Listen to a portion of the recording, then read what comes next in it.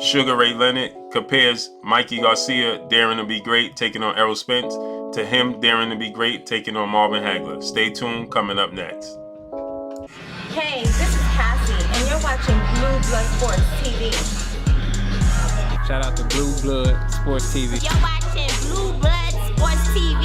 Shout outs to Blue Blood Sports TV. You're watching Blue Blood Sports TV. Hola, habla Cindy, está viendo Deportes TV.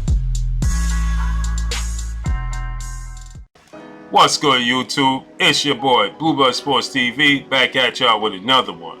So, I read this article, Sugar Ray Leonard in the boxing scene, talks about, he chimes in on Errol Spence versus Mikey Garcia, and Errol Spence and Mikey Garcia daring to be great, moving up to 147 pounds to face the 24-year-old IBF undefeated welterweight champion.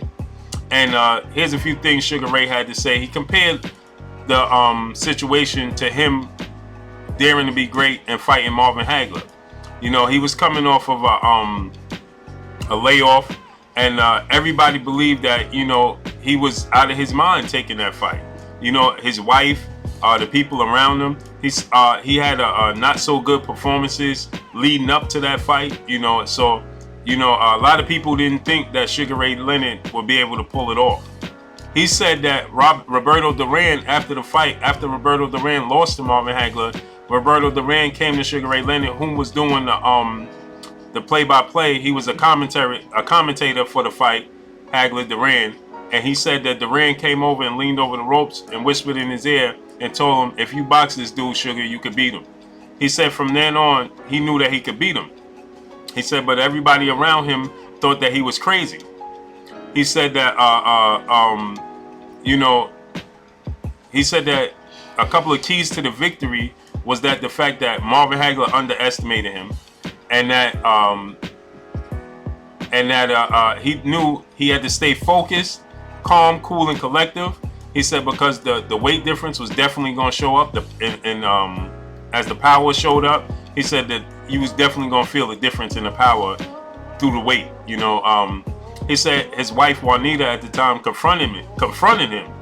He said that his wife confronted him and said, "Are you mad that you took the fight with Marvin Hagler?"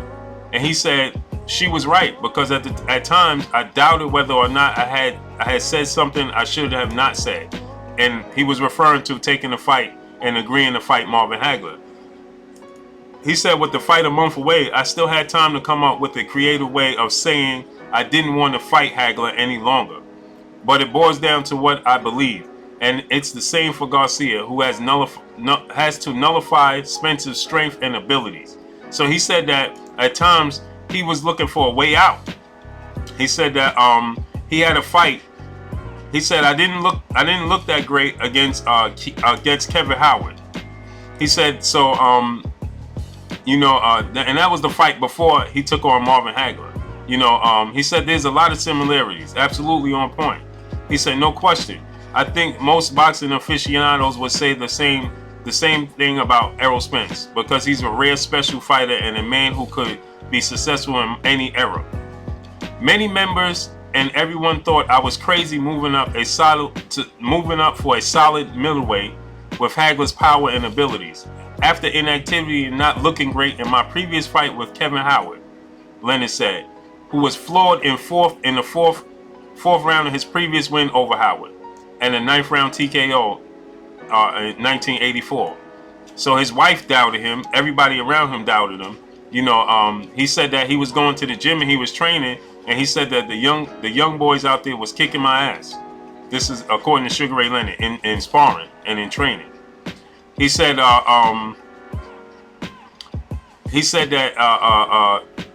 you know, but he stayed poised, he stayed cool, calm, and collective, and he got in Marvin Hagler's head.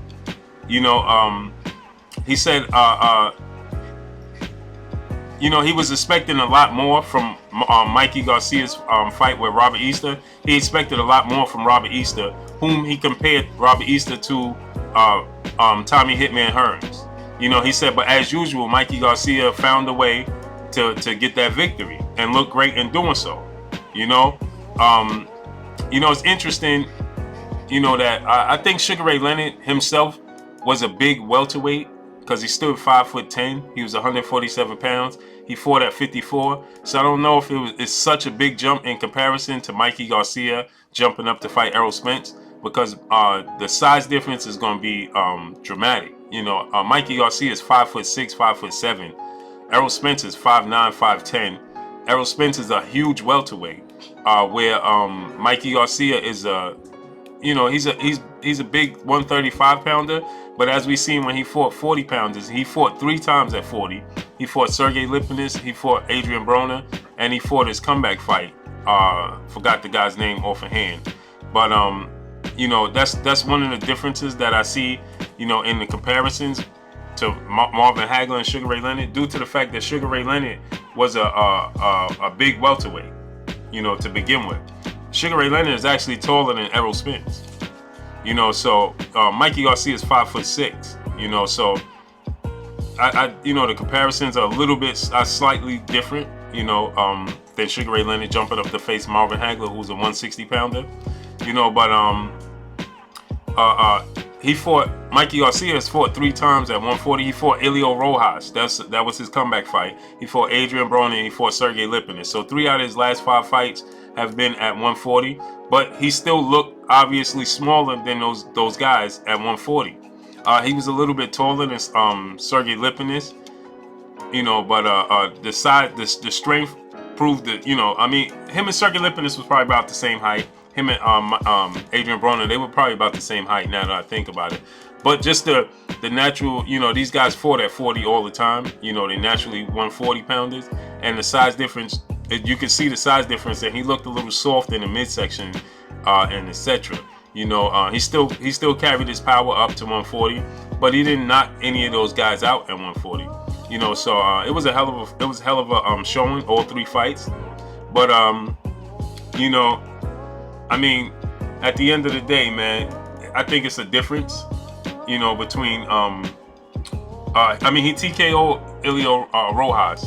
He did stop Rojas at 140, but Adrian Broner and Lipinis, when he stepped up in competition, he didn't stop those guys. I mean, his power was still there. They still respected his power, but it was still a difference than him landing some of the shots he landed on these guys compared to the shots he landed in the smaller weight classes, 35, 30, so on. You know, the shots that he landed, he would have knocked them out. You know, some of the shots he landed on Broner and Lipinis.